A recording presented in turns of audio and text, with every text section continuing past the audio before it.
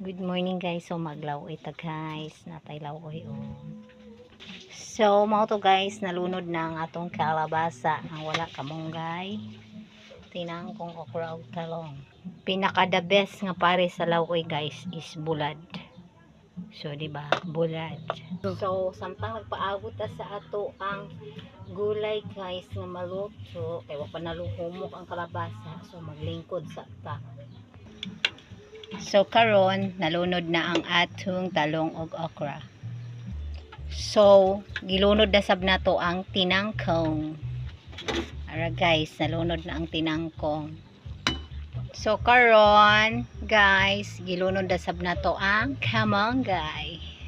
Ug karon atong tilawan. Good. Og karon naluto na gyud siya. First time nato magtimpla nga walay bitsin kay ana man si ate dili daw maayo nga magsigig bitsin kay makadaot. So magluto tagway bitsin-bitsin. Taw na to og unsay resulta. So mao ni guys, naluto na ang atong lawoy nga walay bitsin. Walay unsa ni magic sarap. So mao to guys, naluto na jud. So yummy. Mamahaw ta ninyo magluto sa Daycog Bulad. So mao ra to, bye bye. Thank you for watching. Please follow and share. Please subscribe my FB page.